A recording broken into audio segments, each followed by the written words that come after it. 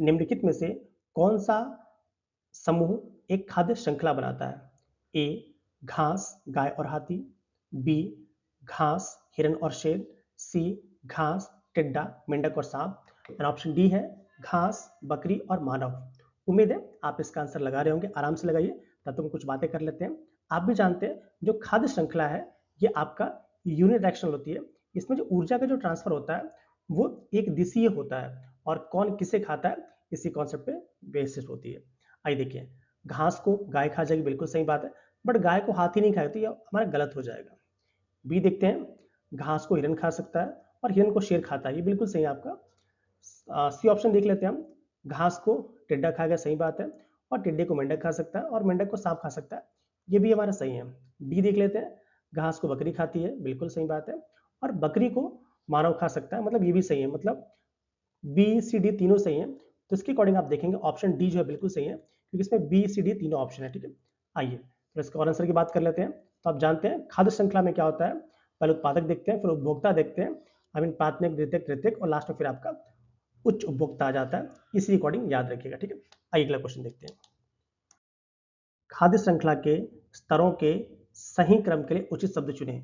ए सर्वाहारी, बी शाकाहारी, सी स्वपोषी, डी मांसाहारी और ई परपोषी। उम्मीद है आप इसका आंसर लगा रहे होंगे। आप भी जानते हैं कि सबसे पहले क्या होता है, आपके ऑटोट्रॉप्स होते हैं जो भोजन को बनाते हैं, तो आप क्या लगाएंगे, आप जो स्वपोषी सबसे पहले आना चाहिए, तो उसके अकॉर्डिंग आप देखेंगे तो ऑप्शन डी आपका बिल्कुल ही सही हो जाएगा। ठीक है, तो आप जानते हैं जो स्वपोषी होता है, स्वपोषी को कौन खाता है, परपोषी खाएंगे, हेटरोट्रॉप्स खाएंगे, सही बात है, तो हेटरोट्रॉप्स खाएंगे। और परपोषी में भी क्या होते हैं, आपके पहले शाकाहारी आएंगे, फिर मांसाहारी आएंगे, फिर सर्वाहारी आएंगे, तो उसके अकॉर्डिंग देखेंगे ऑप्शन डी आपका बिल्कुल ही सही है। आइए इसका आंसर देख लेते हैं। इसका सही आंसर हमारा क्या हो जाएगा, डी बिल्कुल सही है। अगले क्वेश्चन की तरफ मूव करते हैं। इकोलॉजी का अध्ययन है या पारिस्थितिकी का अध्ययन है? ए जीवों और पर्यावरण की अंतःक्रिया, बी पर्यावरणीय परिवर्तन, सी जीवों के बीच संबंध, और डी उपरोक्त सभी ऑल ऑफ द अबव। उम्मीद है आपने इसका आंसर लगा लिया होगा। तो इसका सही आंसर हमारा क्या हो जाएगा, ऑप्शन डी, क्योंकि पारिस्थितिकी में क्या होता है, हम जीव और पर्यावरण का अध्ययन करते हैं, तो ऑप्शन सारे के सारे सही हैं। इसमें हम बायोटिक कंपोनेंट, अबायोटिक कंपोनेंट सभी की बात करते हैं, हम जीवों के बीच अंतर संबंधों की बात करते हैं, ऊर्जा प्रवाह की बात करते हैं, पोषक चक्र की बात करते हैं, तो उसके अकॉर्डिंग देखेंगे तो ऑप्शन डी बिल्कुल सही है। ठीक है, आइए अगला देखते हैं क्वेश्चन। निम्न में से कौन सा सरल खाद्य श्रृंखला का भाग है? आपको बताना है इसमें से कौन सा एक सरल खाद्य श्रृंखला का भाग है। आइए इनको मिलाते हैं। ए घास, बी गेहूं, सी मानव, डी बकरी और ई एलिफेंट। तो इसको हमने इस फॉर्म में लगाना है ताकि ये लग जाए कि हाँ एक सिंपल सी खाद्य श्रृंखला बन रही है। तो आप भी जानते हैं इसमें घास है, घास को बकरी खा लेगी और बकरी को मानव खा सकता है। तो ए को, ठीक है, ए को डी खाएगा, डी को सी खा सकता है, तो ए के बाद डी, डी के बाद सी। ठीक है, तो इसके अकॉर्डिंग ऑप्शन क्या लग रहा है, ऑप्शन डी बिल्कुल सही लग रहा है। ठीक है, आइए इसका आंसर देख लेते हैं। ऑप्शन डी बिल्कुल सही है, घास को बकरी खाएगा, बकरी को मानव खाएगा, ये सही श्रृंखला है, बाकी कुछ नहीं बन रहा है। ठीक है, अगला क्वेश्चन देखते हैं। डैश प्रजाति वह जीव है जो पूरे पारिस्थितिकी तंत्र को परिभाषित करता है? ए कीस्टोन, बी फ्लैगशिप, सी अम्ब्रेला और डी इंडिकेटर। उम्मीद है आपने इसका आंसर लगा लिया होगा। तो इसका सही आंसर हमारा क्या हो जाएगा, कीस्टोन प्रजातियां। जो कीस्टोन प्रजातियां होती हैं ये पारिस्थितिकी तंत्र का मुख्य नियंत्रक होती हैं, और ये खत्म हो जाती हैं तो मान के लिए पारिस्थितिकी तंत्र धीरे धीरे खत्म होता रहता है। जैसे आप उदाहरण के लिए आप पास सी ऑटर की बात कर सकते हैं, टाइगर की बात कर सकते हैं। ठीक है, तो याद रखिएगा कीस्टोन प्रजातियां वे प्रजातियां होती हैं जो कि आई मीन जिनकी अनुपस्थिति में जो पारिस्थितिकी तंत्र है पूरा असंतुलित हो जाता है। तो इसका आंसर ए है, बिल्कुल सही है। ठीक है, आइए अगला क्वेश्चन देखते हैं। खाद्य श्रृंखलाओं के अनेक अंतःक्रिया से क्या बनता है? ए पारिस्थितिकी तंत्र, बी बायोम, सी खाद्य जाल और डी पर्यावरण। उम्मीद है आपने इसका आंसर लगा लिया होगा। तो इसका सही आंसर हमारा क्या हो जाएगा, सही आंसर हमारा हो जाएगा ऑप्शन सी। आप जानते हैं खाद्य श्रृंखलाओं की जो अंतःक्रियाएं होती हैं इससे पर क्या बनता है, खाद्य जाल बनता है, जिसे हम फूड वेब कहते हैं। कई खाद्य श्रृंखलाओं के जुड़ने से बनता है, और इसमें ऊर्जा का प्रवाह क्या होता है, कई मार्गों से होते हुआ कंप्लीट होता है। आइए अगला क्वेश्चन देखते हैं। इकोसिस्टम शब्द किसने दिया? ठीक है, who coined the term ecosystem? ठीक है, A Arthur Tansley, B Eugene Odum, C Charles Darwin और डी लिनियस। उम्मीद है आपने इसका आंसर लगा लिया होगा। तो इसका सही आंसर हमारा क्या हो जाएगा, एजी टेंसले, आर्थर टेंसले साहब, इन्होंने 1935 में ये आपका इकोसिस्टम वर्ड को कॉइन किया था। एक और तथ्य याद रखिएगा, जो ओडेम है इन्हें हम आधुनिक पारिस्थितिकी का जनक कहते हैं। किसे, यूजीन ओडेन को हम कहते हैं। अगला क्वेश्चन देखते हैं, एक ट्रॉपिक स्तर से दूसरे ट्रॉपिक स्तर तक कितनी ऊर्जा स्थानांतरित होती है। ए 100%, बी ओनली ऑर्गेनिक मैटर, सी 10% और डी 50%। उम्मीद है आप इसका आंसर लगा रहे होंगे, आपने लगा दिया होगा। इसका सही आंसर हमारा क्या हो जाएगा, ऑप्शन सी। आप जानते हैं जो 10% का नियम है, इसको आपके लैंडमैन नामक वैज्ञानिक ने दिया था। वो क्या कहता है कि जब एक ट्रॉपिक लेवल से दूसरे ट्रॉपिक लेवल में ऊर्जा का स्थानांतरण होता है तो केवल 10% ऊर्जा स्थानांतरित होती है। तो इसके अकॉर्डिंग ऑप्शन क्या हो जाएगा, ऑप्शन सी हमारा बिल्कुल ही सही है। अगला क्वेश्चन देखते हैं, निम्न में से कौन सा उल्टा पिरामिड है। ए संख्या पिरामिड, बी ऊर्जा पिरामिड, सी बायोमास पिरामिड और डी जलीय बायोमास पिरामिड। उम्मीद है आपने इसका आंसर लगा लिया होगा। तो इसका सही आंसर हमारा क्या है, ऑप्शन डी जलीय बायोमास पिरामिड।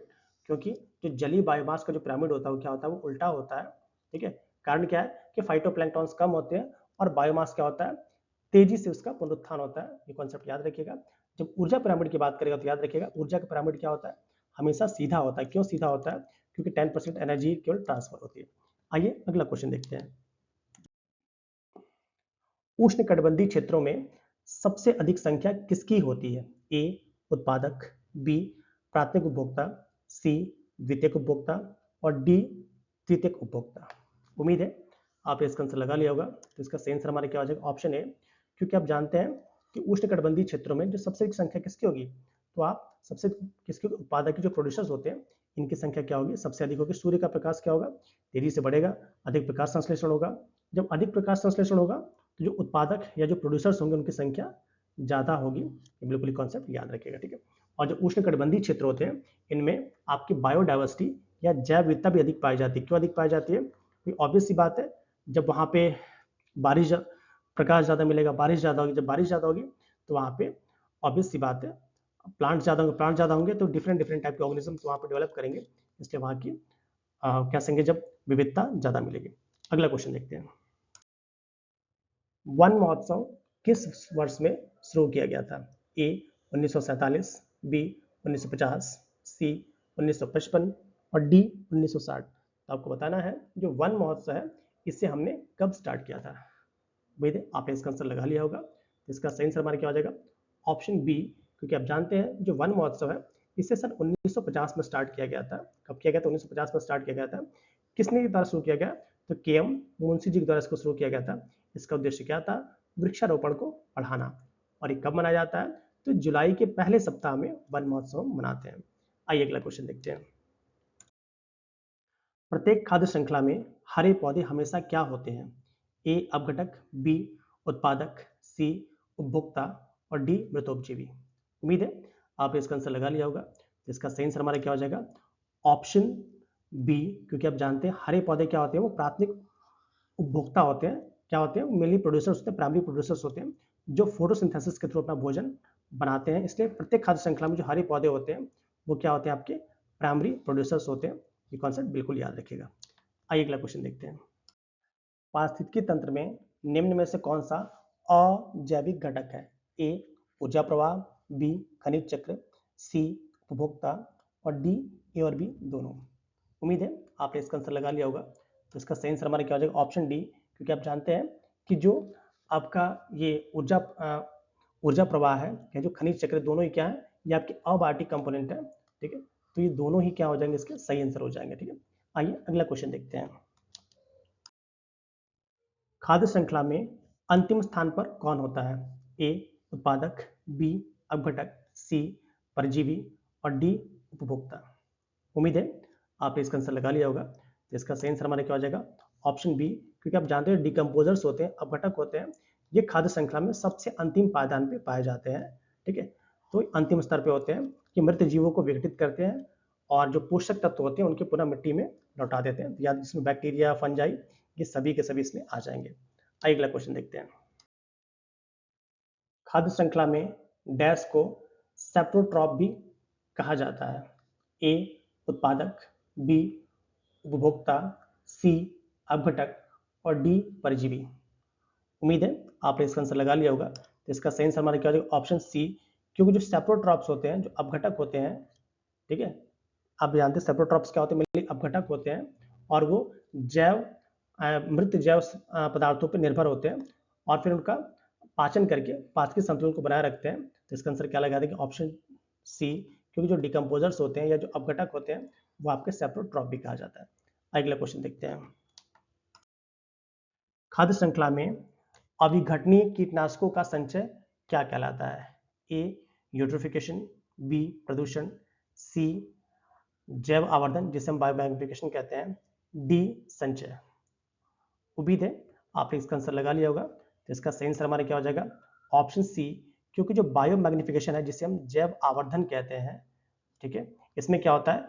एक ट्रॉपिक लेवल के बढ़ने के बाद जो आपका विषाक्त पदार्थ है वो बढ़ते जाते हैं, जिसे हम बायोमैग्निफिकेशन कहते हैं। जैसे एग्जांपल में आप डीटी की बात कर सकते हैं, मरकरी की बात कर सकते हैं। ऐसे रसायन जो होते हैं वो एक ट्रॉपिक लेवल से दूसरे ट्रॉपिक लेवल पे जिस तरह ऊर्जा है वो तो आपके 10% ही मूव करती है, बट जो केमिकल सब्सटेंस है वो डिग्रेडेट नहीं होते हैं, तो पूरे के पूरे एक्यूमुलेट होते हैं, बाद में लास्ट स्तर पर जाके बिल्कुल संचय हो जाते हैं। अगला क्वेश्चन देखते हैं। पारिस्थितिकी तंत्र में ऊर्जा प्रवाह का सही क्रम क्या है? A sunlight, herbivores, producers, carnivores, B sunlight, producers, carnivores और herbivores, C sunlight, herbivores, carnivores और प्रोड्यूसर्स, और डी हमसे कह रहा है सनलाइट, प्रोड्यूसर्स, हर्बीवोर्स और कार्निवोर्स। उम्मीद है आपने इसका सही आंसर लगा लिया होगा। ध्यान से पढ़ा होगा, इसका आंसर पक्का निकल जाएगा। आइए इसका आंसर देखते हैं। इसका सही आंसर हमारा क्या? ऑप्शन डी, क्योंकि क्या हो रहा है भाई, सनलाइट तो सब में कॉमन है। सनलाइट को क्या होता है? उपभोक्ता उपयोग करते हैं, उन्हें क्या होते हैं? जो शाकाहारी उनका उपयोग करते हैं, और फिर शाकाहारी कौन खाता है? मांसाहारी खाते हैं। यही सारा सही है, बाकी सब गलत होगा, कुछ ना कुछ देख लेंगे। अब जैसे सनलाइट्स को हार्बीवोर्स नहीं खाते भाई, ठीक है, या सनलाइट को प्रोड्यूसर्स खाएगा बट उसको कार्निवोर्स नहीं, इसको हार्बीवोर्स कर दी, गलत है आपका। सनलाइट को हार्बीवोर्स नहीं कर सकता है। तो सारे ऑप्शंस को ध्यान से देखेंगे तो आपको आंसर मिल जाएगा। अगला क्वेश्चन देखते हैं। प्राकृतिक आवास में जीवों के व्यवहार का अध्ययन क्या कहलाता है? ए यूथेनिक्स, बी यूजेनिक्स, सी एथोलॉजी और डी एथनोलॉजी। उम्मीद है आपने इसका आंसर लगा लिया होगा। इसका सही आंसर हमारा क्या हो जाएगा? इसका सही आंसर हमारा ऑप्शन सी हो जाएगा, एथनोलॉजी। क्योंकि जो एथोलॉजी होती है उसमें क्या होता है? पशु व्यवहार का अध्ययन करते हैं और प्राकृतिक पर्यावरण में किया जाता है। याद रखिएगा क्या है? एथोलॉजी में क्या करते हैं हम? प्राकृतिक आवास में जीवों के व्यवहार का अध्ययन करते हैं। अगला क्वेश्चन देखते हैं। चौड़े आधार वाला त्रिकोणीय आयु लिंग पिरामिड क्या दर्शाता है? ए कम जन दर के कारण कम युवा जनसंख्या, बी निम्न आयु वर्ग की जनसंख्या शून्य, सी उच्च जन दर के कारण अधिक युवा जनसंख्या, और डी कम जन दर से वृद्ध जनसंख्या अधिक। उम्मीद है आप इसका आंसर लगा रहे होंगे, क्योंकि क्वेश्चन में क्या बोला हमसे कि चौड़े आधार वाला त्रिकोणीय आयु लिंग पिरामिड, ठीक है। तो इसका सही आंसर हमारा क्या हो जाएगा? इसका सही आंसर हमारा हो जाएगा ऑप्शन सी, क्योंकि आप जानते हैं ऑप्शन उच्च जन दर के कारण अधिक युवा जनसंख्या, यही क्या दिखाता है हमारा? त्रिकोणीय चौड़े आधार वाला क्या आपका दिखाता है? आप जानते हैं चौड़ा आधार क्या दिखाता है? अतिरिक्त जन दर दिखाता है, और अधिक युवा जनसंख्या क्या होती है? तेजी से बढ़ती जनसंख्या को दिखाती है। तो ऑप्शन क्या लगाएंगे आप? ऑप्शन सी बिल्कुल सही है। अगला क्वेश्चन देखते हैं। पारिस्थितिकी तंत्र में ऊर्जा का प्रवाह हमेशा कैसा होता है? ए एक दिशीय, बी द्विदिशीय, सी बहुदिशीय और डी कोई निश्चित दिशा नहीं। उम्मीद है आपने इसका आंसर लगा लिया होगा। इसका सही आंसर हमारा क्या हो जाएगा? ऑप्शन ए एक दिशीय, क्योंकि आप जानते हैं पारिस्थितिकी तंत्र में ऊर्जा का जो प्रवाह होता है हमेशा क्या होता है? एक दिशीय होता है। जैसे सूर्य को उत्पादक, सूर्य की ऊर्जा को उत्पादक लेंगे, उत्पादक को उपभोक्ता, उपभोक्ता को अपघटक लेंगे, मतलब सिंगल डायरेक्शनल चलता रहता है। और यहाँ पे क्या होता है आपका 10% का नियम भी लैंडमान वाला वो भी वर्क करता है। और एक बार और याद रखिएगा तो कि पारिस्थितिकी तंत्र में जो ऊर्जा का प्रवाह होता है, इसका जो पिरामिड होता है हमेशा क्या होता है? सीधा बनता है, ये भी याद रखिएगा। अगला क्वेश्चन देखते हैं। पारिस्थितिकी तंत्र का अजैविक घटक क्या है? ए मानव, बी जीवाणु, सी पौधे और डी कवक और ई इनमें से कोई नहीं। तो आप इसको देख रहे होंगे, तो इसका आंसर क्या लगा देंगे आप? इसका आंसर लगाएंगे हम ई। क्यों हम ई लगाएंगे? क्योंकि इसमें सारे के सारे ऊपर के जो ऑप्शन है, मानव हो गया, जीवाणु हो गया, पौधे का कवक हो गया, ये सभी के सभी क्या है, पारस्परिक तंत्र के आपके क्या है, आपके जैविक घटक। हमसे पूछा कि अजैविक घटक, तो क्या लगाएंगे, ऑप्शन ई, क्योंकि सभी क्या जैविक घटक है। अगला क्वेश्चन देखते हैं। डैश का पिरामिड हमेशा सीधा होता है, ए ऊर्जा, बी संख्या, सी बायोमास और डी मिट्टी। तो आपको बताना है किसका पिरामिड हमेशा सीधा बनता है। तो इसका सही आंसर क्या लगा देंगे आप, ऑप्शन ए, क्योंकि आप जानते हैं जो ऊर्जा का पिरामिड होता है क्या होता है, हमेशा ही सीधा होता है, ये हमेशा सीधा मिलेगा आपको, ठीक है। इसका कारण क्या है, क्योंकि आप जानते हैं ऊर्जा एक ट्रॉपिक लेवल से दूसरे ट्रॉपिक लेवल पे केवल 10% ही ट्रांसफर होती है, वो लेंडमान वाला रूल आप लगा देंगे, ठीक है, इसलिए हमेशा सीधा बनता है। हाँ, जो आपके संख्या और बायोमास के जो पिरामिड है वो उल्टे हो सकते हैं, बट ये हमेशा सीधा रहता है, इस कॉन्सेप्ट को याद रखिएगा। आइए अगला क्वेश्चन देखते हैं। एक ट्रॉपिक स्तर से दूसरे स्तर पर ऊर्जा का स्थानांतरण होने पर ऊर्जा की मात्रा ए समान रहती है, बी बढ़ती है, सी घटती है, डी बढ़ या घट सकती है। उम्मीद है आपने इसका आंसर लगा दिया होगा। तो इसका सही आंसर हमारा क्या हो जाएगा, इसका सही आंसर हो जाएगा हमारा ऑप्शन सी, क्योंकि आप जानते हैं एक ट्रॉपिक लेवल से दूसरे ट्रॉपिक लेवल पर जाने पे केवल 10% ऊर्जा ट्रांसफर होती है, जो लिंडमान साहब का रूल है। तो इसके अकॉर्डिंग ऑप्शन सी बिल्कुल सही, घटती क्या होती है, घटती है। आइए अगला क्वेश्चन देखते हैं। दो जीवों के बीच वह संबंध जिसमें एक को लाभ होता है और दूसरे को न लाभ न हानि होती है, तो क्या कहलाता है, ए सहभोजता, बी परजीविता, सी सहजीवन और डी पारस्परिकता। उम्मीद है आपने इसका आंसर लगा लिया होगा। तो इसका सही आंसर हमारा क्या हो जाएगा, ऑप्शन ए सहभोजता, जिसमें दो जीव एक दूसरे से संबंध रखते हैं, जिसमें एक को लाभ होता है, दूसरे को ना तो लाभ ना हानि होती है, जैसे वेल और बार्नेकर इसका एग्जाम्पल हो जाएगा। म्यूटुअलिज्म में याद रखें, म्यूटुअलिज्म में क्या होता है, दोनों को लाभ होता है, ठीक है। पारस्परिकता में क्या होता है, दोनों को लाभ होता है, और पैरासिटिज्म में क्या होता है, एक को लाभ दूसरे को हानि होती है, कॉन्सेप्ट याद रखिएगा। आइए अगला क्वेश्चन देखते हैं। निम्न में से कौन तृतीयक उपभोक्ता है, ए मोर, बी लोमड़ी, सी बाघ और डी सांप। उम्मीद है आपने इसका आंसर लगा लिया होगा। इसका सही आंसर हमारा क्या हो जाएगा, इसका सही आंसर हमारा हो जाएगा ऑप्शन सी बाघ, क्योंकि आप जानते हैं बाघ क्या है, तृतीयक उपभोक्ता है, ठीक है। इसको हम टॉप कॉर्नियोर्स भी कहते हैं, ये क्वेश्चन भी याद रखें। आइए अगला क्वेश्चन देखते हैं। खाद्य श्रृंखला में अविघटनीय कीटनाशकों का संचय क्या कहलाता है, ए यूट्रिफिकेशन, बी प्रदूषण, सी जैव आवर्धन और डी संचय या संचयन।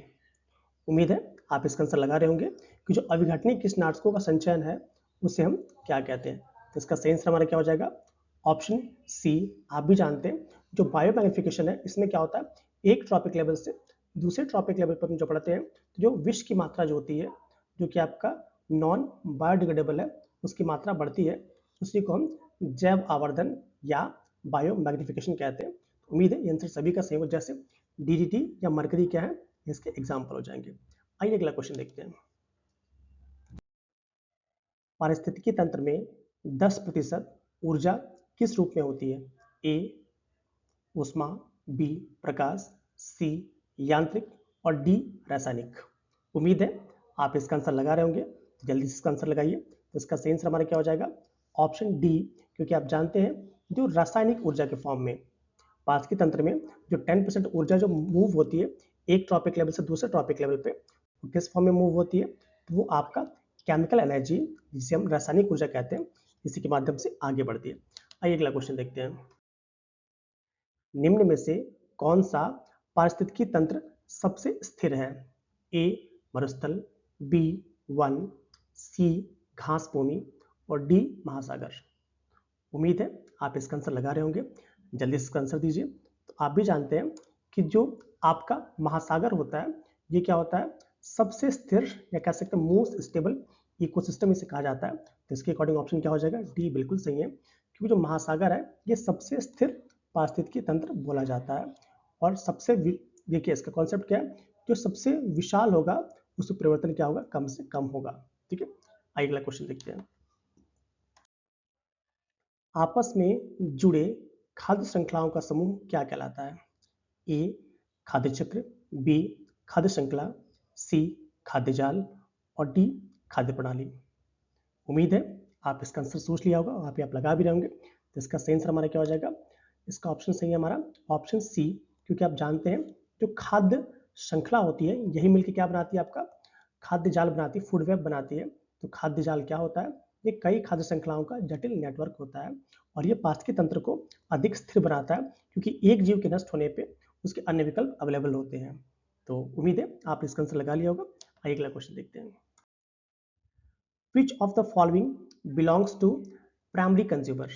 निम्न में से कौन प्राथमिक उपभोक्ता है?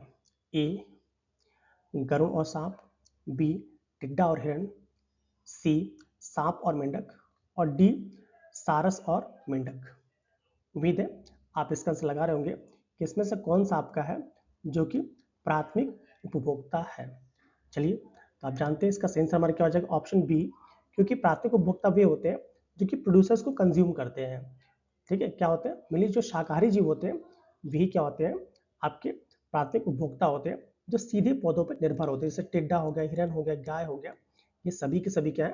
प्राथमिक उपभोक्ता होते हैं। और हाँ, इन्हें हम सेकेंड ट्रॉपिक लेवल भी कहते हैं।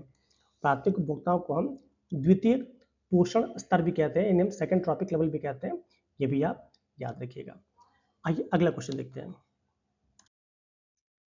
Select the correct statement. सही कथन चुनिए।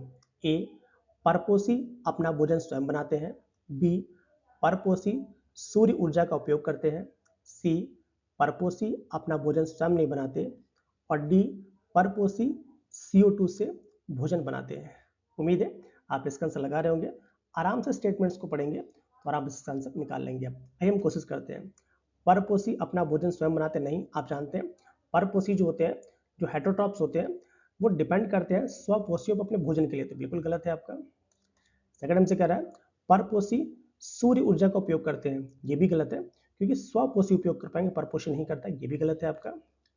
परपोषी अपना भोजन स्वयं नहीं बनाते, ये बिल्कुल सही लग रहा है क्योंकि आप जानते हैं जो परपोषी होते हैं वे अपने भोजन के लिए पौधों पर निर्भर करते हैं या कह सकते हैं ऑटोट्रॉप्स पर डिपेंडेंट होते हैं। नेक्स्ट हमसे क्या कह रहा है? परपोषी CO2 से अपना भोजन बनाते हैं, ये भी गलत है आपका क्योंकि स्वपोषी बना पाते हैं। आइए इसका आंसर देखते हैं। इसका आंसर बिल्कुल ही सही है क्योंकि जो परपोषी होते हैं अपना भोजन स्वयं नहीं बनाते हैं, ठीक है, they depends on plants for their food. और स्वपोषी क्या होते हैं? ये अपना भोजन प्रकाश संश्लेषण में स्वयं बनाते हैं, ये आप जानते होंगे। अगला क्वेश्चन देखते हैं। निम्न में से कौन सा समूह खाद्य श्रृंखला बनाता है?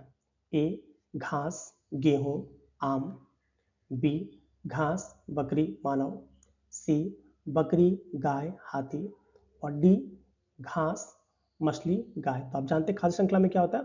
हु इट्स होम, कौन किसे खाता है उसी के बेसिस पे। तो अब आइए देखते हैं। घास को गेहूं नहीं खा पाएगा, गलत हो जाएगा। हाँ, घास को बकरी खा सकती है, बकरी को मानव खा सकता है, तो सेकंड हमारा ऑप्शन सही लग रहा है। थर्ड देख लेते हैं। बकरी को गाय बिल्कुल नहीं खाएगी, घास को मछली खा सकती है, पानी वाले घास को, बट मछली को गाय नहीं खाती, भी गलत है। ऑप्शन क्या लगाएंगे आप? तो आपने उम्मीद है इसका आंसर लगा लिया होगा। तो इसका सही आंसर हमारा क्या हो जाएगा? Option B. इसका सही रूप क्या है? घास, बकरी, मानव, ये सही क्रम है। और आप जानते हैं ऊर्जा का प्रवाह हमेशा क्या होता है? यूनिडायरेक्शनल होता है, एक दिशीय होता है, इस बात को भी याद रखिएगा। और ऊर्जा का पिरामिड क्या होता है? हमेशा ही सीधा बनता है। आइए अगला क्वेश्चन देखते हैं। चराई खाद्य श्रृंखला के सरल रूप में आधार क्या होता है? ए उत्पादक, बी शाकाहारी, सी प्राथमिक मांसाहारी और डी द्वितीयक मांसाहारी। उम्मीद है आप इसका आंसर लगा रहे होंगे कि जो चराई जो चराई के मैदान होते हैं इनमें खाद्य श्रृंखला के रूप में आधार क्या होता है। तो इसका सही आंसर हमारा क्या हो जाएगा? ऑप्शन ए उपभोक्ता, क्योंकि आप जानते हैं जो चराई खाद्य श्रृंखला होती है इसमें बिल्कुल बॉटम पे, मान लें ऐसे बना रहे हैं खाद्य श्रृंखला में, स्टार्टिंग में अगर पिरामिड अगर बनाते हैं सबसे बॉटम पे कौन आएगा? तो प्रोड्यूसर्स आएंगे। खाद्य श्रृंखला ऐसे बनाएंगे, सबसे पहले प्रोड्यूसर्स आएंगे, फिर उसको प्राथमिक उपभोक्ता, फिर द्वितीय, फिर तृतीयक चलता है। तो सबसे नीचे कौन आएगा आधार पे? तो बताएंगे सर आपका प्रोड्यूसर आएगा। लगभग सभी का सही है। अगला क्वेश्चन देखते हैं। खाद्य श्रृंखला के अंतिम जीव समूह को क्या कहा जाता है? ए अपघटक, बी उत्पादक, सी मांसाहारी और डी शाकाहारी। उम्मीद है आपने इसका आंसर लगा लिया होगा। तो इसका सही आंसर हमारा क्या हो जाएगा? ऑप्शन ए, क्योंकि आप जानते हैं जो अपघटक होते हैं वो मृत जीवों को विघटित करते हैं, जिससे क्या होता है जो पोषक तत्व होते हैं पुनः मिट्टी में वापस लौट जाते हैं। और ये जो पारिस्थितिक तंत्र है इसके पोषक चक्र को बनाए रखने में भी हेल्पफुल होते हैं। आइए अगला क्वेश्चन देखते हैं। मृत पदार्थ या अपशिष्ट पर भोजन करने वाले जीव क्या कहलाते हैं? ए सर्वाहारी, बी अपघटक, सी मांसाहारी और डी अपमार्जक। उम्मीद है आपने इसका आंसर लगा लिया होगा। तो इसका सही आंसर हमारा क्या हो जाएगा? इसका सही आंसर होना चाहिए मेरे अकॉर्डिंग अपघटक होना चाहिए, बट शायद आयोग ने इसका आंसर अपमार्जक दे रखा था। तो मेरे अकॉर्डिंग इसका आंसर जो होना चाहिए वो आपका डिकम्पोजर्स होना चाहिए, क्योंकि जो डिकम्पोजर्स होते हैं ये क्या करते हैं, ये आपके मृत पदार्थों पर अपने एंजाइम्स को छोड़ के उन्हें सड़ाते हैं, जैसे फंजाई हो गया, बैक्टीरिया हो गए। तो मेरे अकॉर्डिंग इसका आंसर बी होना चाहिए, बट शायद आयोग ने इसका आंसर डी दिया था, बट कोई बात नहीं। आइए अगला क्वेश्चन देखते हैं। डैश एक रैखिक श्रृंखला है जो उत्पादक से शुरू होकर शीर्ष उपभोक्ता तक जाती है। ए खाद्य जाल, बी खाद्य श्रृंखला, सी खाद्य पिरामिड और डी खाद्य मार्ग। उम्मीद है आपने इसका आंसर लगा लिया होगा। तो इसका सही आंसर हमारा क्या हो जाएगा, ऑप्शन बी, क्योंकि आप जानते हैं कि रैखिक श्रृंखला की बात कर रहा है जो उत्पादक से स्टार्ट होकर उपभोक्ता तक जाती है। तो इसका सही आंसर हमारा क्या हो जाएगा, ऑप्शन बी खाद्य श्रृंखला। खाद्य श्रृंखला में क्या होता है, जो ऊर्जा होती है वो एक दिशीय प्रवाह करती है कि कौन किसको खा रहा है, ठीक है। और ये उत्पादकों से शुरू होकर कहाँ तक जाती है, शीर्ष उपभोक्ता तक जाती है। तो आइए अगला क्वेश्चन देखते हैं। निम्न में से कौन पारिस्थितिकी तंत्र का अजैविक घटक नहीं है। ए जीव, बी प्रकाश, सी जल और डी मिट्टी। उम्मीद है आपने इसका आंसर लगा लिया होगा। तो इसका सही आंसर हमारा क्या हो जाएगा, ऑप्शन ए, क्योंकि आप जानते हैं ए ऑप्शन क्या है, जीव क्या एक जैविक घटक है, जबकि प्रकाश, जल, मिट्टी के तीनों क्या एबायोटिक कंपोनेंट है। तो इसके अकॉर्डिंग आंसर लगा लीजिएगा। आइए अगला क्वेश्चन देखते हैं। निम्न में से कौन पारिस्थितिकी तंत्र में मांसाहारी है। ए जिराफ, बी हाथी, सी हिरन और डी डॉल्फिन। उम्मीद है आपने इसका आंसर लगा लिया होगा। तो इसका सही आंसर हमारा क्या हो जाएगा, ऑप्शन डी, क्योंकि आप जानते हैं जो डॉल्फिन मछली है ये क्या एक तरह से मांसाहारी जीव है जो कि छोटी छोटी मछलियों को और अन्य समुद्र जीवों को खा जाती है, और उसके अलावा सारे विकल्प क्या है, शाकाहारी हैं। अगला क्वेश्चन देखते हैं। डैश पारिस्थितिकी की वह शाखा है जिसमें किसी एक जीव या प्रजाति का उसके पर्यावरण के जैविक एवं अजैविक घटकों के साथ संबंध का अध्ययन किया जाता है। ए रासायनिक पारिस्थितिकी, बी सौ पारिस्थितिकी, सी अनुवांशिक पारिस्थितिकी और डी पूरा जीव पारिस्थितिकी। उम्मीद है आपने इसका आंसर लगा लिया होगा। तो इसका सही आंसर हमारा क्या हो जाएगा, ऑप्शन बी, क्योंकि जो स्व पारिस्थितिकी होता है जिसको हम ऑटो इकोलॉजी कहते हैं, इसमें एक ही प्रजाति या उसके पर्यावरण के साथ संबंधों का अध्ययन किया जाता है। इसका ऑप्शन क्या लगाएंगे आप, ऑप्शन बी बिल्कुल सही है। आइए अगला क्वेश्चन देखते हैं। पारिस्थितिकी तंत्र में ऊर्जा का स्रोत क्या है। ए ऑक्सीजन, बी डीएनए, सी सूर्य और डी भूगर्भिक स्रोत। उम्मीद है आपने इसका आंसर लगा लिया होगा कि पारिस्थितिकी तंत्र में ऊर्जा का स्रोत क्या है। तो इसका सही आंसर हमारा क्या हो जाएगा, ऑप्शन ए, क्योंकि आप जानते हैं sun is the ultimate source of energy. जो सन है ये पृथ्वी पर सूर्य का सभी पारिस्थितिकी तंत्रों का प्राथमिक स्रोत होता है। और क्या करते हैं, जो किसी भी ट्रॉपिक लेवल में जो पौधे होते हैं वो प्रकाश संश्लेषण द्वारा ऊर्जा को रासायनिक रूप में चेंज करके उसको खाद्य श्रृंखला में डालते हैं। तो इसका आंसर उम्मीद आपने लगा लिया होगा। आइए अगला क्वेश्चन देखते हैं। खाद्य श्रृंखला में अपघटक कौन होते हैं। ए जीवाणु और कवक, बी प्रोटोजोआ और शैवाल, सी लाइकेन और फर्न और डी पौधे और जानवर। हमसे पूछा क्या जा रहा है कि खाद्य श्रृंखला में अपघटक कौन होते हैं। उम्मीद है आपने इसका आंसर लगा लिया होगा कि खाद्य श्रृंखला में जो अपघटक होते हैं वो कौन होते हैं। तो जीवाणु और कवक, ऑप्शन ए बिल्कुल सही है। ये क्या करते हैं, जो मृत जैव पदार्थ है उसको सरल अकार्बनिक पदार्थों में बदल देते हैं, जैसे बैक्टीरिया और फंजाई। और ये क्या करते हैं, ये पोषक तत्वों जैसे नाइट्रोजन हो गया, कार्बन हो गया, उनको पुनः मिट्टी में लौटाने का काम करते हैं, जिससे कि जो पारिस्थितिकी तंत्र में जो पोषक तत्व है वो कभी समाप्त नहीं होते। आइए अगला क्वेश्चन देखते हैं।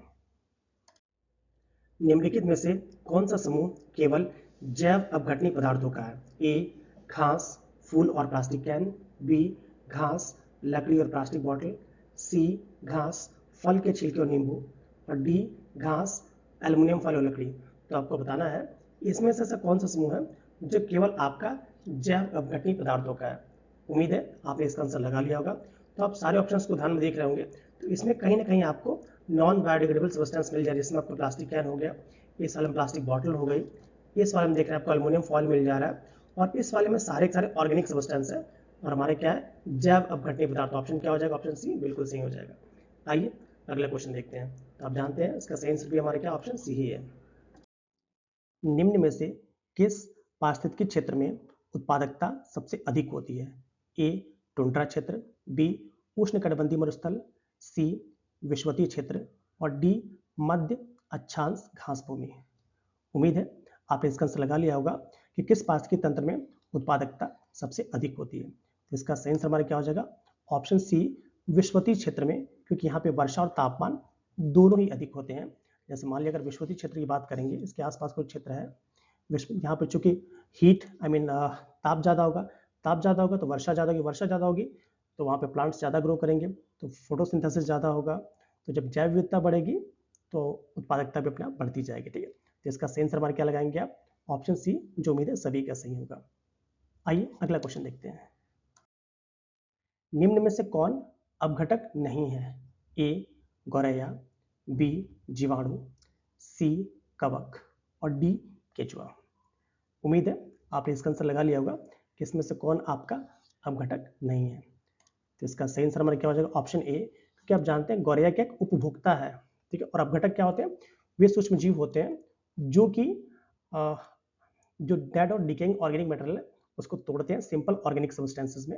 और केचुआ क्या होता है, केचुआ एक अपमार्जक है, ये भी आप याद रखिएगा। आइए अगला क्वेश्चन देखते हैं। AEPS स्टैंड्स फॉर, AEPS का फुल फॉर्म क्या है? A Asian environmental production strategy, B Arctic environmental production strategy, C African environmental production strategy, D American environmental production strategy. उम्मीद है आपने AEPS का फुल फॉर्म पक्का इसका आंसर लगा लिया होगा। तो इसका सही आंसर हमारा क्या हो जाएगा, option B Arctic environmental production energy, क्योंकि जो आर्कटिक क्षेत्र है इसकी सुरक्षा प्रदान करने के लिए ये एक ऑर्गेनाइजेशन बनाया गया है।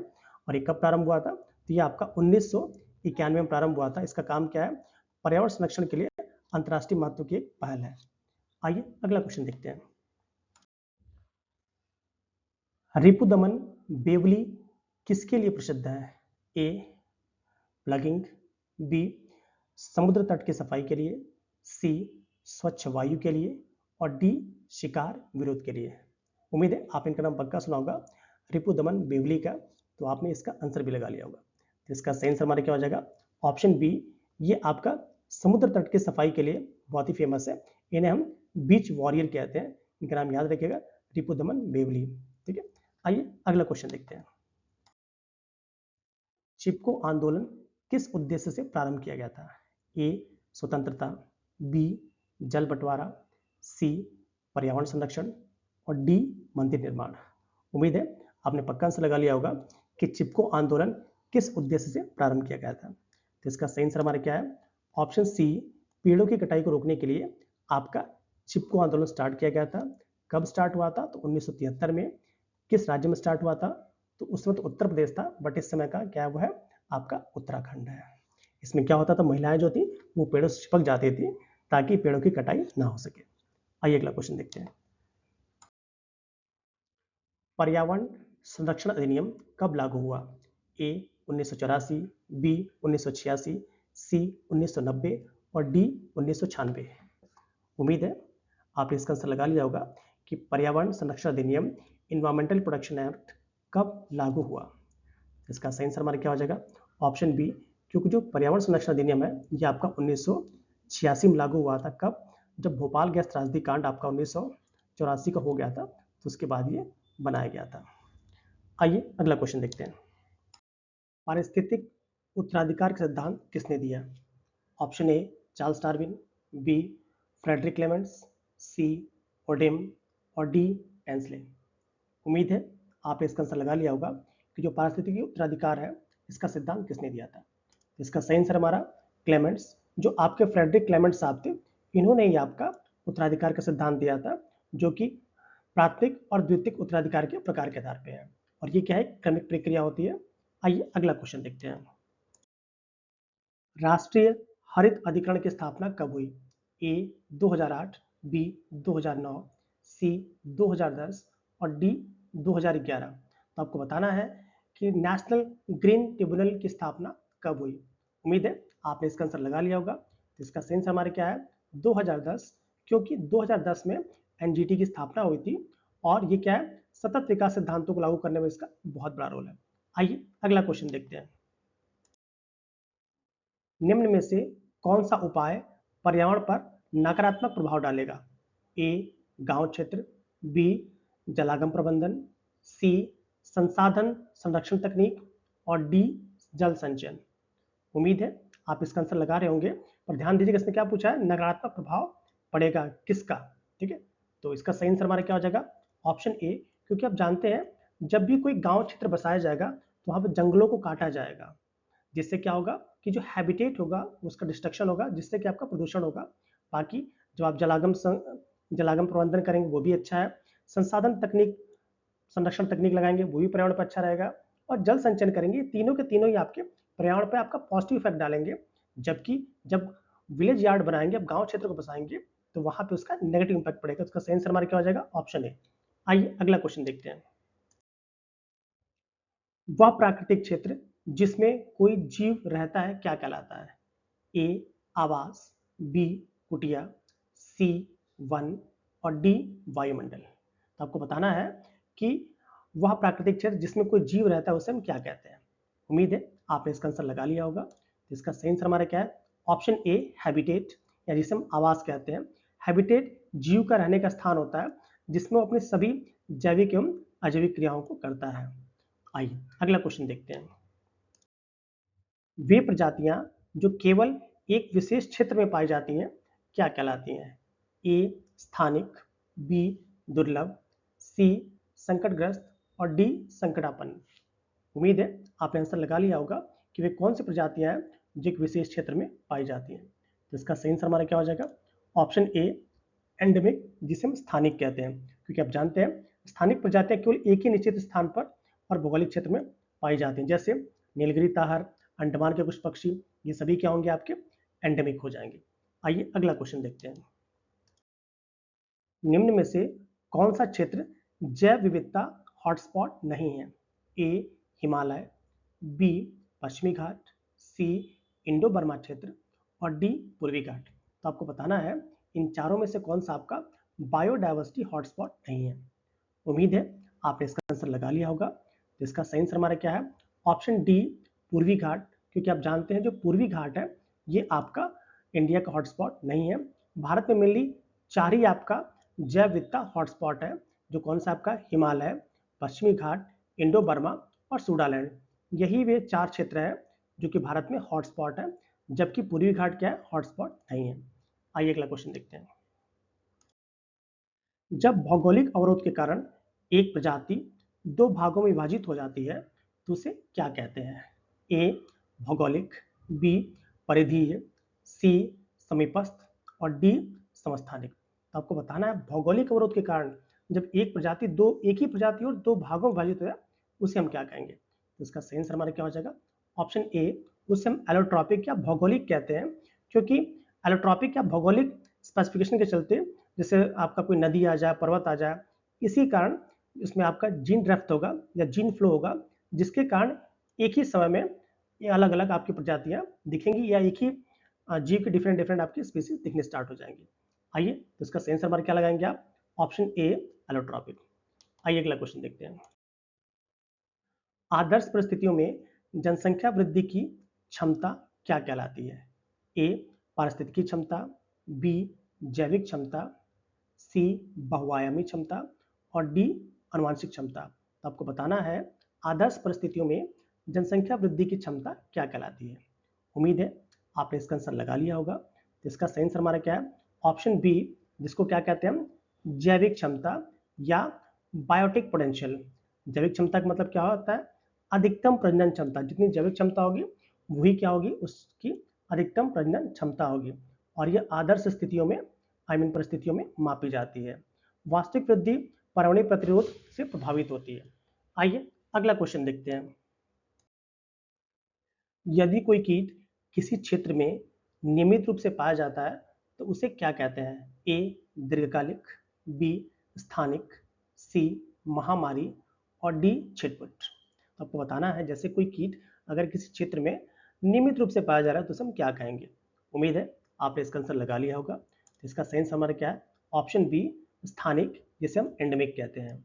आप जानते हैं एंडेमिक रोग या कीट क्या होते हैं, जो किसी क्षेत्र विशेष में स्थायी रूप से मौजूद रहते हैं, उन्हें हम क्या कहते हैं, उन्हें हम एंडेमिक कहते हैं। एपिडेमिक क्या होता है, जब कहीं अचानक प्रभाव होता है उसे हम एपिडेमिक कहते हैं। और पेंडेमिक क्या होता है, जो वैश्विक फैलाव हो, जैसे आपने कोरोना को देखा था, कोरोना क्या थी, पेंडेमिक थी। आइए अगला क्वेश्चन देखते हैं। डैश प्रजाति वह होती है जिसे किसी विशेष आवास के प्रतीक के रूप में चुना जाता है। ए कीस्टोन, बी ध्वज प्रजाति, सी सूचक और डी छत्र प्रजाति। आपको बताना है वह कौन सी प्रजाति है जिसे किसी विशेष आवास के प्रतीक के रूप में चुना जाता है। उम्मीद है आपने इसका आंसर लगा लिया होगा। तो इसका सही आंसर हमारा क्या है, ऑप्शन बी ध्वज प्रजाति। क्योंकि जो फ्लैगशिप या ध्वज प्रजाति होती हैं, इनका उपयोग हम संरक्षण जागरूकता बढ़ाने के लिए करते हैं। जैसे प्रोजेक्ट टाइगर में हमने क्या किया था, हमने टाइगर को, हमने फ्लैगशिप था हमारा जिसमें हमने टाइगर को प्रिजर्व किया था। कीस्टोन प्रजातियां क्या होती हैं, जो इकोसिस्टम को नियंत्रित करती हैं, उन्हें कीस्टोन प्रजातियां कहते हैं। इंडिकेटर स्पीसीज क्या होती हैं, जो पर्यावरण की गुणवत्ता को दर्शाती हैं, उन्हें हम इंडिकेटर स्पीसीज कहते हैं। आइए अगला क्वेश्चन देखते हैं। हॉटस्पॉट के लिए मुख्य मानदंड क्या है। पहला स्थानिक प्रजातियों की संख्या, दूसरा खतरे की तीव्रता और तीसरा विदेशी प्रजातियों की संख्या। तो आपको बताना है कि हॉटस्पॉट के लिए मुख्य मानदंड क्या है। तो उम्मीद है आपने इसका आंसर लगा लिया होगा। तो इसका सही आंसर हमारा क्या हो जाएगा, ऑप्शन सी, मतलब कथन 1 और कथन 2 दोनों सही हैं। क्योंकि आप जानते हैं हॉटस्पॉट के लिए स्थानिक प्रजातियों की संख्या मायने रखती है और खतरे की तीव्रता ये भी मायने रखती है, जबकि विदेशी प्रजातियों की संख्या से बहुत ज्यादा हॉटस्पॉट में इफेक्ट नहीं पड़ता है। तो हम क्या बोलेंगे, हम ऑप्शन 1 और 2 से इसके अकॉर्डिंग क्या हो जाएगा हमारा, ऑप्शन सी बिल्कुल सही है। क्योंकि हॉटस्पॉट में क्या होता है, उच्च स्थानिकता देखते हैं और हम उच्च खतरा देखते हैं। आइए अगला क्वेश्चन देखते हैं। प्राकृतिक आवास के बाहर संरक्षण क्या कहलाता है। ए बाह्य संरक्षण, बी स्थल संरक्षण, सी जटिल संरक्षण और डी दोनों। मतलब आपको बताना है कि प्राकृतिक आवास के बाहर अगर हम किसी के जीव का या किसी भी ऑर्गेनिज्म का संरक्षण करते हैं तो उसे हम क्या कहते हैं। उम्मीद है आपने इसका आंसर लगा लिया होगा। तो इसका सही आंसर हमारा क्या हो जाएगा, ऑप्शन ए एक्स सीटू या बाह्य स्थल संरक्षण। क्योंकि इससे क्या करते हैं हम, उस जीव के प्राकृतिक आवास के बाहर संरक्षित करते हैं। जैसे जू, बॉटनिकल गार्डन, सीड बैंक्स, इसमें क्या करते हैं, जो जीव होता है उसका प्राकृतिक आवास नहीं होता है। इन सीटू में क्या करते हैं हम, जिसे हम स्वस्थाने कहते हैं या हम स्थल संरक्षण कहते हैं, इसे क्या कहते हैं हम, प्राकृतिक आवास के अंदर ही हम क्या कहते हैं, उसको प्रिजर्व कर देते हैं, जैसे नेशनल पार्क वगैरह। ठीक है, आइए अगला क्वेश्चन देखते हैं। संयुक्त राष्ट्र द्वारा निर्धारित सतत विकास लक्ष्य सस्टेनेबल डेवलपमेंट गोल्स कितने हैं। ए 12, बी 17, सी 16 और डी 17। तो आपको बताना क्या है कि जो एसडीजी गोल्स है उनकी संख्या कितनी है। उम्मीद है आपने इसका आंसर लगा लिया होगा। तो इसका सही आंसर हमारा क्या हो जाएगा, ऑप्शन बी 17। क्योंकि आप जानते हैं सस्टेनेबल डेवलपमेंट गोल्स की संख्या कितनी है, 17 है, जिस 2015 में दिया गया था। और हमारा ये लक्ष्य है कि 2030 तक हम सभी को क्या कर लें, हम प्राप्त कर लें। ठीक है, और ये यूएन द्वारा क्या होता है, निर्धारित होता है। आइए अगला क्वेश्चन देखते हैं। भारत का कौन सा भाग सूडालैंड हॉटस्पॉट में आता है। ए मिजोरम, बी निकोबार द्वीप समूह, सी लक्षद्वीप और डी त्रिपुरा। उम्मीद है आप बता रहे होंगे या आपने आंसर लगा लिया होगा कि सूडालैंड हॉटस्पॉट किस में आता है। इसका सही आंसर हमारा हो जाएगा ऑप्शन बी। क्योंकि जो सूडालैंड हॉटस्पॉट है ये आपका निकोबार द्वीप समूह के आसपास आता है। और सूडालैंड हॉटस्पॉट में क्या होता है, अंडमान निकोबार द्वीप समूह आता है। और आप जानते हैं कि यहाँ पे चूंकि उच्च जैव विविधता, बायोडाइवर्सिटी यहाँ पे ज्यादा है, इस टॉपिक को भी याद रखिएगा। आइए अगला क्वेश्चन देखते हैं। भारत को कितने जैव भौगोलिक क्षेत्रों में विभाजित किया गया है। ए 10, बी 15, सी 6 और डी 20। तो आपको बताना है कि भारत को कितने जैव भौगोलिक क्षेत्रों में विभाजित किया गया है। उम्मीद है आपने इसका आंसर लगा लिया होगा। इसका सही आंसर हमारा क्या हो जाएगा, ऑप्शन ए। क्योंकि आप जानते हैं भारत को आप 10 जैव भौगोलिक क्षेत्रों में विभाजित किया गया है। ठीक है, जैसे आप जानते हैं भारत में जो भी जैव भौगोलिक क्षेत्र है विभाजित करने के लिए wild life institute of India द्वारा किया गया है और भारत को 10 जैव भौगोलिक क्षेत्रों में विभाजित किया गया है। कौन कौन से हैं? ट्रांस हिमालय, हिमालय, मरुस्थल, अर्ध शुष्क, पश्चिमी घाट, डेक्कन प्लेटू, डेक्कन पठार, फिर आपका गंगा का मैदान, उत्तर पूर्व भारत, द्वीप समूह और आपका तटीय क्षेत्र। मतलब हमारे यहाँ 10 जैव भौगोलिक क्षेत्रों में भारत को विभाजित किया गया। आइए अगला क्वेश्चन देखते हैं। राष्ट्रीय जैव विविधता प्राधिकरण कहाँ स्थित है? ए चेन्नई, बी नई दिल्ली, सी नागपुर और डी गुवाहाटी। तो आपको बताना है नेशनल बायोडाइवर्सिटी अथॉरिटी कहाँ पे स्थित है। उम्मीद है आपने इसका आंसर लगा लिया होगा। तो इसका सही आंसर हमारा क्या हो जाएगा? ऑप्शन ए, क्योंकि कहाँ पे स्थित है? आपका चेन्नई में स्थित है और इसकी स्थापना कब हुई थी? 2003 में हुई थी, ये भी याद रखिएगा। और ये कब से स्थापित है? तो आप जानते हैं तो जैव विविधता अधिनियम 2002 है, उसी के तहत इसको स्थापित किया गया है। मुख्यालय कहाँ पे है? चेन्नई में है, इसको भी याद रखिएगा। आइए अगला क्वेश्चन देखते हैं। इंडो बर्मा क्षेत्र किसका उदाहरण है? ए पर्यटन स्थल, बी कृषि वन क्षेत्र, सी जैव विविधता हॉटस्पॉट और डी अंतरराष्ट्रीय वर्षा वन। आपको बताना है कि जो इंडो बर्मा क्षेत्र है वो किसका उदाहरण है।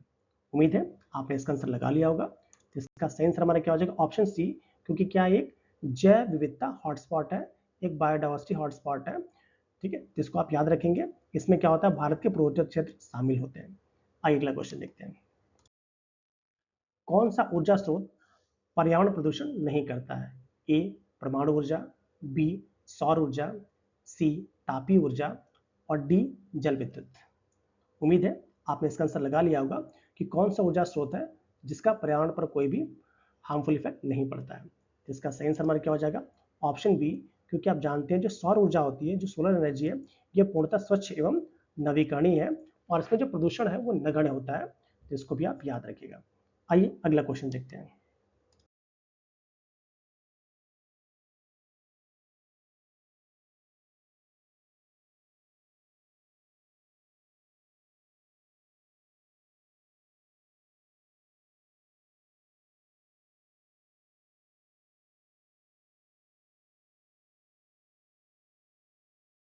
भारत में जैव विविधता अधिनियम किस वर्ष पारित किया गया है?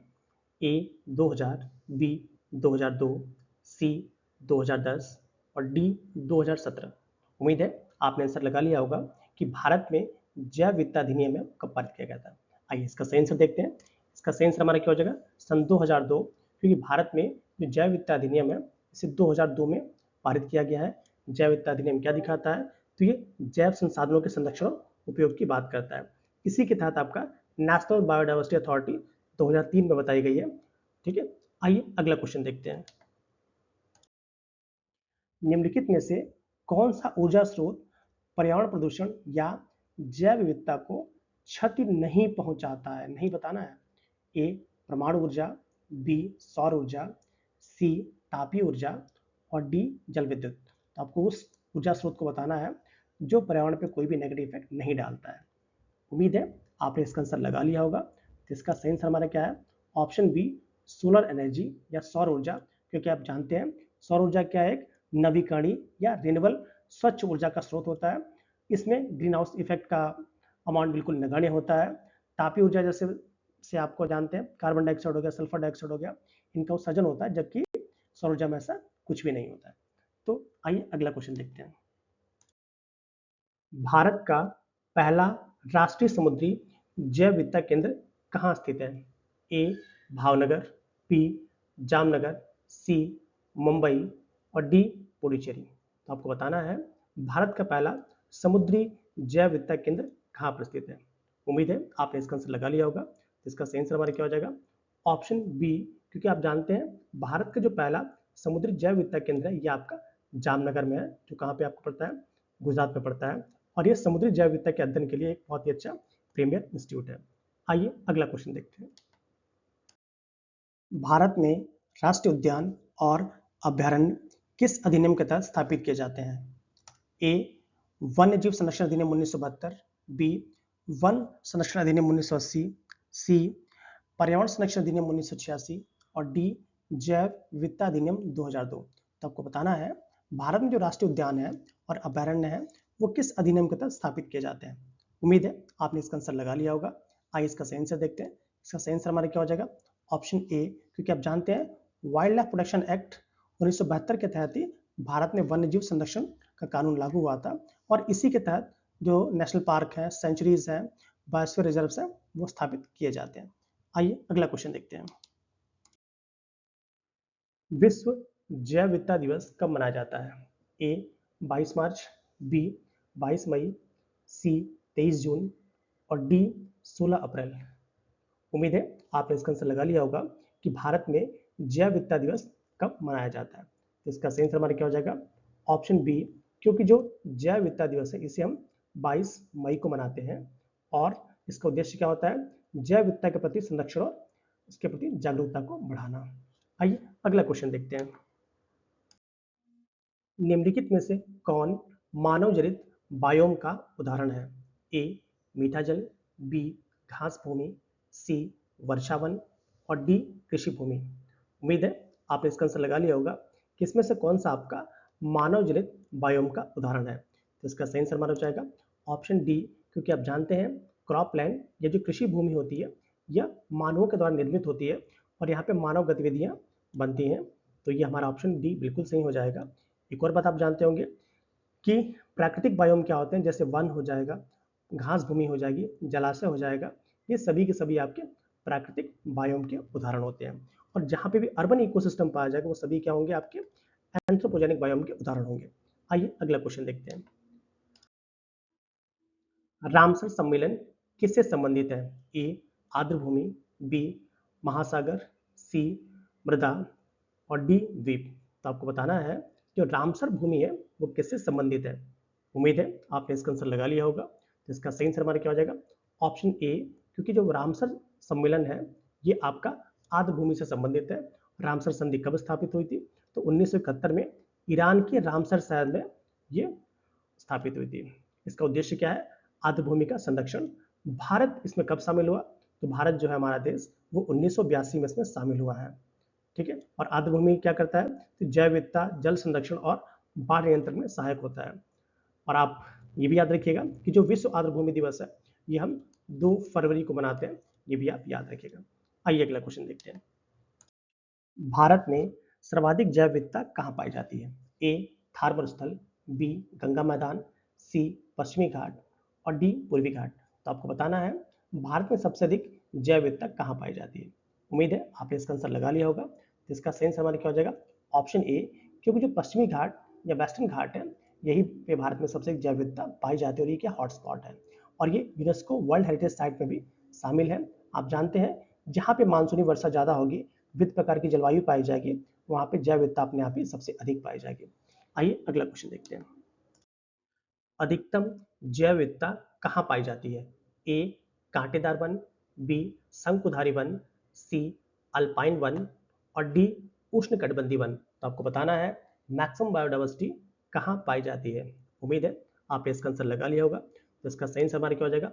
ऑप्शन डी, क्योंकि जो सर्वाधिक जैव विविधता है ये आपका उष्णकटिबंधीय वनों में पाई जाती है, क्योंकि यहाँ पे वर्षावन में जो ज़्यादा होंगे तो यहाँ पे जैव विविधता भी सबसे अधिक पाई जाएगी। आइए अगला क्वेश्चन देखते हैं। निम्नलिखित में से कौन राजस्थान का राष्ट्रीय उद्यान नहीं है? ए सीता माता अभ्यारण्य, बी दर्रा अभ्यारण्य, सी केवलादेव राष्ट्रीय उद्यान और डी मानस राष्ट्रीय उद्यान। तो आपको बताना है इसमें से कौन सा राजस्थान का राष्ट्रीय उद्यान नहीं है। उम्मीद है आपने इसका आंसर लगा लिया होगा। तो इसका सही आंसर हमारा क्या हो जाएगा?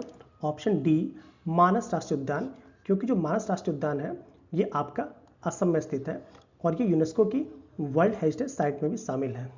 आइए अगला क्वेश्चन देखते हैं। गांधी सागर वन्य जीव अभ्यारण्य भारत के किस जिले में स्थित है? ए उत्तर प्रदेश, बी महाराष्ट्र, सी कर्नाटक और डी मध्य प्रदेश। उम्मीद है आपने आंसर लगा लिया होगा कि गांधी सागर वन्य जीव अभ्यारण्य भारत में कहाँ पे है। तो इसका सही आंसर हो जाएगा ऑप्शन डी, जो गांधी सागर वन्य जीव अभ्यारण्य है ये आपका चंबल क्षेत्र में स्थित है और यही आपका गांधी सागर बांध भी है। और हाँ, ये जो है मगरमच्छ के संरक्षण के लिए बहुत ज्यादा फेमस। याद रखेंगे ऑप्शन डी कहाँ पे है आपका? मध्य प्रदेश में। आइए अगला क्वेश्चन देखते हैं। वायनाड वन्यजीव अभयारण्य किस राज्य में स्थित है? ए तमिलनाडु, बी केरल, सी आंध्र प्रदेश और डी कर्नाटक। तो आपको बताना है जो वायनाड वन्यजीव अभयारण्य है किस राज्य में स्थित है। उम्मीद है आपने इसका आंसर लगा लिया होगा। तो इसका सही आंसर हमारा क्या हो जाएगा? ऑप्शन बी केरल, क्योंकि आप जानते हैं जो वायनाड वन्यजीव अभयारण्य है ये आपका केरल राज्य में स्थित है और ये नीलगिरी बायोस्फीयर रिजर्व का ही एक हिस्सा है। किसके लिए फेमस है? तो हाथी और बाघ के लिए फेमस है। आइए अगला क्वेश्चन देखते हैं। निम्नलिखित में से कौन केरल में पाई जाने वाली संकटग्रस्त प्रजाति है? ए नीलगिरी तहर, बी नीलगिरी लंगूर, सी काला हिरन और डी भालू या स्लॉथ बियर। उम्मीद है आपने आंसर लगा लिया होगा कि केरल में पाई जाने वाली इंडेंजर्ड स्पीसीज कौन सी है। इसका सही आंसर क्या हो जाएगा हमारा? ऑप्शन ए जो नीलगिरी ताहर है ये आपका नीलगिरी और पश्चिमी घाट क्षेत्र में पाई जाती है और इसे IUCN की रेड लिस्ट में इंडेंजर्ड में रखा गया है। तो याद रखिएगा ये एक पर्वतीय क्षेत्र की विशिष्ट बकरी होती है और जो कि पर्वतों पे चढ़ जाती है। अगला क्वेश्चन देखते हैं। कौन से वन सरकार के स्वामित्व में होते हैं? ए जैविक वन, बी आरक्षित वन, सी संरक्षित वन और डी अवर्गीकृत वन। उम्मीद है आपने इसका आंसर लगा लिया होगा कि कौन से ऐसे वन है जो सरकार के स्वामित्व में होते हैं। तो इसका सही आंसर हमारा क्या हो जाएगा? ऑप्शन ए जो आपके आरक्षित वन होते हैं इन पर सरकार का पूर्ण नियंत्रण होता है और यहाँ पर जो मानव गतिविधियां होती हैं वो लगभग नगण्य होती हैं और ये सबसे अधिक संरक्षित श्रेणी में रखे जाते हैं। इसका आंसर क्या लगाएंगे आप? ऑप्शन बी आरक्षित वन। आइए अगला क्वेश्चन देखते हैं। नदी के जल का प्रदूषण किसकी मात्रा से मापा जाता है? ए तैरते कण, बी घुलित नाइट्रोजन, सी घुलित ऑक्सीजन और डी बायोलॉजिकल ऑक्सीजन डिमांड। तो आपको बताना है जो नदी का जल है इसकी प्रदूषण की मात्रा हम किससे मापते हैं। उम्मीद है आपने इसका आंसर लगा लिया होगा। तो इसका सही आंसर हमारा क्या है? Option D biological oxygen demand, या जिसे हम जैव रासायनिक ऑक्सीजन डिमांड कहते हैं। इसी के द्वारा हम जल में प्रदूषण की मात्रा को मापते हैं। याद रखिएगा BOD जितना अधिक होगा वो जल उतना ही ज़्यादा प्रदूषित होगा, इस बात को याद रखिएगा। आइए अगला क्वेश्चन देखते हैं। भारतीय जंगली गधा कहाँ पाया जाता है? ए सुंदरबन, बी पश्चिमी घाट, सी कच्छ करण और डी पूर्वी हिमालय। उम्मीद है आपने इसका आंसर लगा लिया होगा कि भारतीय जंगली गधा कहाँ पाया जाता है। इसका सही आंसर हमारा क्या हो जाएगा? ऑप्शन सी जो कच्छ करण है यही इनका मुख्य निवास क्षेत्र होता है जंगली गधों का और ये शुष्क परिस्थिति में बहुत ही अनुकूलता के साथ रह लेते हैं। आइए अगला क्वेश्चन देखते हैं। वह राष्ट्रीय उद्यान जो हिम तेंदुओं के लिए प्रसिद्ध है उसका आपको नाम बताना है। ए दाचीगाम, बी हेमिस, सी जिम कॉर्बेट और डी काजीरंगा। तो आपको बताना है कौन सा राष्ट्रीय उद्यान है जो हिम तेंदुओं के लिए प्रसिद्ध है। तो उम्मीद है आपने इसका आंसर लगा लिया होगा। इसका सही आंसर हमारा क्या हो जाएगा? ऑप्शन बी जो हेमिस राष्ट्रीय उद्यान है जो कहाँ पे आपका लद्दाख में है ये आपका हिम तेंदुओं के लिए प्रसिद्ध है और ये भारत का क्या है? सबसे बड़ा राष्ट्रीय उद्यान है, ये भी आप याद रखिएगा। और यहाँ पे क्या है? यहाँ पे उच्च हिमालय परिस्थितियों में पाया जाता है। कौन सा आपका? हेमिस नेशनल पार्क, जो किसके लिए फेमस है आपका? तो हिम तेंदुओं के लिए। आइए अगला क्वेश्चन देखते हैं। बंगाल टाइगर जो कि आपका संकटग्रस्त प्रजाति है किस देश का राष्ट्रीय पशु है? ए भारत, बी भारत और बांग्लादेश, सी भारत और नेपाल और डी भारत और श्रीलंका। उम्मीद है इसका आंसर आपने लगा लिया होगा कि जो बंगाल टाइगर है वो किस देश का राष्ट्रीय पशु है। तो आइए इसका आंसर देख लेते हैं। इसका सही आंसर हमारा क्या हो जाएगा? ऑप्शन बी, क्योंकि जो बंगाल टाइगर है ये भारत के साथ साथ बांग्लादेश का भी क्या है? राष्ट्रीय पशु है। आप जानते हैं प्रोजेक्ट टाइगर कब स्टार्ट किया गया था? तो बताएंगे सर 1973 में स्टार्ट किया गया था और ये IUCN की रेड लिस्ट में इंडेंजर्ड में आता है और वर्ल्ड में जो भी टाइगर पाए जाते हैं उसमें से लगभग 70% हमारे प्यारे देश भारत में पाए जाते हैं। आइए अगला क्वेश्चन देखते हैं। तैरता हुआ राष्ट्रीय उद्यान केबुल लामजाओ किस राज्य में स्थित है? ए असम, बी मणिपुर, सी त्रिपुरा और डी मेघालय। तो आपको बताना है केबुल लामजाओ जो है वो किस राज्य में स्थित है। उम्मीद है आपने इसका आंसर लगा लिया होगा। तो इसका सही आंसर हमारा क्या हो जाएगा? ऑप्शन बी, क्योंकि यह दुनिया का एकमात्र तैरता हुआ राष्ट्रीय उद्यान है जो कि कहाँ पे आपका? यह आपका मणिपुर में है। कहाँ पे स्थित है? तो मणिपुर की लोकटक झील में स्थित है। क्यों फेमस है? तो ये संगाई हिरण के लिए, किसके लिए आपका? बो एल्टर डियर या इसे हम संगाई हिरण कहते हैं, इसके लिए फेमस है और ये क्या है, वानस्पतिक द्वीप पर स्थित है। आइए अगला क्वेश्चन देखते हैं। निम्नलिखित में से कौन संवेदनशील प्रजाति अर्थात वनरेबल श्रेणी में आता है? ए एशियाई चीता, बी नीली भेड़, सी गुलाबी सिर वाली बत्तख और डी जंगली सुअर। तो आपको बताना है इनमें से ऐसा कौन है जो कि आईसीएन की संवेदनशील प्रजाति अर्थात वनरेबल श्रेणी में आता है। उम्मीद है आपने इसका आंसर लगा लिया होगा। तो इसका सही आंसर हमारा क्या हो जाएगा? ऑप्शन ए एशियाई चीता, क्योंकि आप जानते हैं जो एशियाई चीता है वो आईसीएन की वनरेबल श्रेणी में रखा गया। आइए अगला क्वेश्चन देखते हैं। बाघों को डैश नहीं माना जाता है? ए शिकारी, बी सूचक, सी अम्ब्रेला और डी कीस्टोन। तो आपको बताना है जो बाघ है वो कौन सी प्रजाति नहीं माना जाता। नहीं वर्ड पे ध्यान दीजिएगा, ठीक है।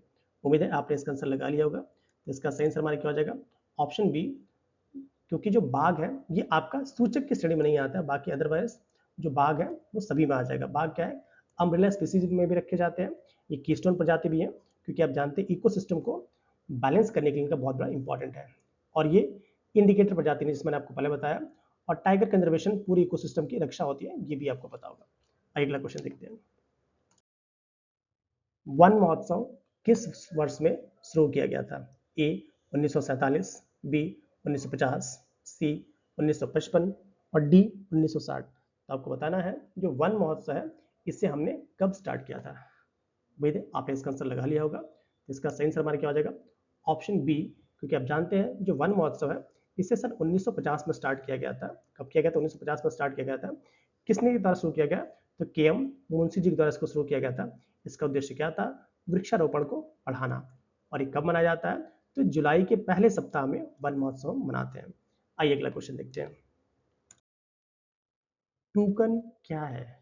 ए मुख्य भोजन, बी पक्षी, सी नदी और डी पर्वत शिखर। उम्मीद है आपने आंसर लगा लिया होगा कि जो टोकन होता है वो क्या होता है। आइए इसका सही आंसर देखते हैं। इसका सही आंसर हो जाएगा ऑप्शन बी। टूकन जो है एक रंगीन चोंच वाला पक्षी है जो मुख्यतः दक्षिण अमेरिका में पाया जाता है और इसकी पहचान इसकी बड़ी चोंच से होती है। तो टूकन क्या है? एक रंगीन पक्षी है, ये पॉइंट भी याद रखिएगा। आइए अगला क्वेश्चन देखते हैं। समुद्री उदबिलाव किसका उदाहरण है?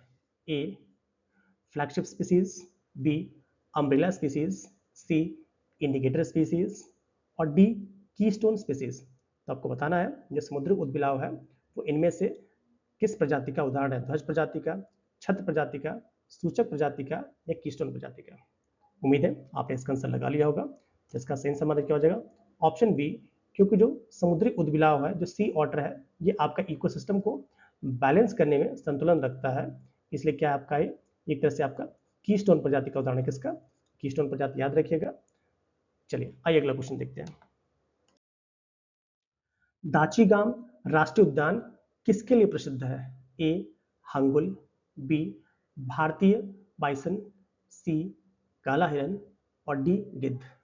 उम्मीद है आपने इसका आंसर लगा लिया होगा कि जो दाचीगाम राष्ट्रीय उद्यान है वो किसके लिए प्रसिद्ध है। आइए इसका सही आंसर देखते हैं। तो इसका सही आंसर हमारा क्या? ऑप्शन ए, जो दाचीगाम जो राष्ट्रीय उद्यान है ये आपका हंगुल के लिए प्रसिद्ध है। और जो हंगुल जो कि इंडेंजर्ड स्पीसीज है वो केवल आपका यहीं पे पाई जाती है। हंगुल को और क्या कहते हैं? इसको हम कश्मीरी स्टैग कहते हैं, ये भी याद रखिएगा। इसका सही आंसर हमारा क्या हो जाएगा? Option A. आइए अगला क्वेश्चन देखते हैं। निम्नलिखित में से कौन इंडोर वायु प्रदूषण का प्रमुख स्रोत है? ए हाइड्रोकार्बन, बी रेडॉन, सी आर्सेनिक और डी अमोनिया। तो आपको बताना है इनमें से ऐसा कौन सा ऑप्शन है जो कि वायु प्रदूषण का प्रमुख स्रोत है। उम्मीद है आपने इसका आंसर लगा लिया होगा। तो इसका सही आंसर हमारा क्या है? ऑप्शन बी रेडॉन, क्योंकि आप जानते हैं रेडॉन क्या है? एक रेडियोधर्मी गैस है जो भवनों के अंदर जमा हो सकती है या मिट्टी और चट्टानों से निकलती है और ये फेफड़ों के कैंसर लंग कैंसर का कारण बन सकती है। डब्ल्यूएचओ के अकॉर्डिंग ये इंडोर एयर पोल्यूशन का प्रमुख स्रोत है। आइए अगला क्वेश्चन देखते हैं। तो इसका आंसर आपने लगा लिया होगा। चिपको आंदोलन का मुख्य उद्देश्य क्या था? ए नदी संरक्षण, बी पक्षी संरक्षण, सी वन संरक्षण और डी मछली संरक्षण। उम्मीद है आपने आंसर लगा लिया होगा कि जो चिपको मूवमेंट था ये क्यों फेमस था। तो इसका सही आंसर हमारा हो जाएगा ऑप्शन सी, क्योंकि आप जानते हैं जो चिपको आंदोलन है ये आपका वन संरक्षण से संबंधित था और ये 1973 में स्टार्ट हुआ था। कहाँ से? उत्तराखंड में, जो उस समय का उत्तर प्रदेश था, वहीं से स्टार्ट हुआ था। और यहाँ पे महिलाओं ने पेड़ों को बचाने के लिए जब भी कोई शिकारी पहुंचते थे, आई मीन वन काटने वाले पहुंचते थे, तो उसको घेर के खड़े हो जाते थे। सुंदरलाल बहुगुणा हो गए, ये इनके प्रसिद्ध नेता थे, इनका भी नाम याद रखिएगा। सुंदरलाल बहुगुणा जी, गौरा देवी जी, ये सभी इसके प्रसिद्ध नेता हैं। अगला क्वेश्चन देखते हैं। निम्न में से कौन सी प्रजाति दुर्लभ मानी जाती है? ए भारतीय गैंडा, बी अंडमान टील, सी जंगली भैंसा और डी एशियाई चीता। तो आपको बताना है इसमें से ऐसी कौन सी स्पीसीज है जो कि रेयर है, आपको जल्दी से इसका आंसर देना है। इसका सही आंसर हमारा क्या हो जाएगा? ऑप्शन बी, क्योंकि आप जानते हैं जो अंडमान टील है क्या एक दुर्लभ पक्षी है जो सीमित क्षेत्रों में पाया जाता है, इसलिए एक रेयर स्पीसीज। आंसर क्या लगाएंगे आप? Option B. आइए अगला क्वेश्चन देखते हैं। बनेरघट्टा राष्ट्रीय उद्यान किस राज्य में स्थित है? ए कर्नाटक, बी मध्य प्रदेश, सी पश्चिम बंगाल और डी उड़ीसा। तो आपको बताना है जो बनेरघट्टा राष्ट्रीय उद्यान है वो आपका किस राज्य में स्थित है। उम्मीद है आपने इसका आंसर लगा लिया होगा। तो इसका सही आंसर हमारा क्या हो जाएगा? ऑप्शन ए, क्योंकि आप जानते हैं ये आपका बेंगलुरु में के पास स्थित है, जो कर्नाटक में पड़ता है, और ये अपने जू और सफारी के लिए बहुत फेमस है। आइए अगला क्वेश्चन देखते हैं। गंगोत्री राष्ट्रीय उद्यान कहाँ स्थित है? ए छत्तीसगढ़, बी बिहार, सी उत्तराखंड और डी पश्चिम बंगाल। तो आपको बताना है जो गंगोत्री राष्ट्रीय उद्यान है वो कहाँ स्थित है। उम्मीद है आपने इसका आंसर लगा लिया होगा, क्योंकि जो गंगोत्री राष्ट्रीय उद्यान है ये आपका उत्तराखंड में है, और मतलब ऑप्शन सी बिल्कुल सही है। और ये आपको ये भी पता होगा ये भागीरथी नदी का उद्गम स्थल भी है। आइए अगला क्वेश्चन देखते हैं। भारत किसका प्राकृतिक आवास है? ए दो कुबड़ वाला ऊंट, बी एक सींग वाला गैंडा, सी जिराफ, डी चिंपैंजी। उम्मीद है आपने इसका आंसर लगा लिया होगा कि भारत जो है वो इनमें से किसका प्राकृतिक आवास है। तो इसका सही आंसर हमारा क्या हो जाएगा? ऑप्शन ए, क्योंकि आप जानते हैं जो एक सींग वाला गेंडा है भारत इसका क्या है? प्राकृतिक आवास है। और ये मुख्यतः कहाँ पाया जाता है? हमारे असम राज्य में पाया जाता है, ये भी याद रखिएगा। और जो काजीरंगा राष्ट्रीय उद्यान है ये भी आपका किसके लिए फेमस है? ये भी आपका एक सींग वाले गैंडे के लिए फेमस है। आइए अगला क्वेश्चन देखते हैं। किशनपुर वन्यजीव अभयारण्य किसका भाग है? A Corbett National Park, B Nanda Devi Biosphere Reserve, C Dudhwa National Park और डी नीलगिरी बायोस्फीयर रिजर्व। उम्मीद है आपने इसका आंसर लगा लिया होगा कि जो किशनपुर वन्यजीव अभयारण्य है किसका भाग है। इसका सही आंसर हमारा क्या हो जाएगा? ऑप्शन सी, क्योंकि जो दुधवा नेशनल पार्क है इसी का क्या है? एक भाग है। ठीक है, ये कहाँ पे स्थित है? यूपी में स्थित है, जो कि आपका बाघ के संरक्षण के लिए फेमस है। आइए अगला क्वेश्चन देखते हैं। साइलेंट वैली कहाँ स्थित है? ए उत्तराखंड, बी केरल, सी कर्नाटक और डी अरुणाचल प्रदेश। तो आपको बताना है जो साइलेंट वैली है वो कहाँ स्थित है। उम्मीद है आपने इसका आंसर लगा लिया होगा। इसका सही आंसर हमारा क्या हो जाएगा? ऑप्शन बी, क्योंकि जो साइलेंट वैली है राष्ट्रीय उद्यान ये आपका केरल में स्थित है, और ये यूनेस्को के हॉटस्पॉट में भी शामिल है। ये उष्णकटिबंधीय वर्षा वन यहाँ पाए जाते हैं। यहाँ पे आपका लॉन्ग टेल मकाऊ भी पाए जाते हैं, ये भी याद रखिएगा।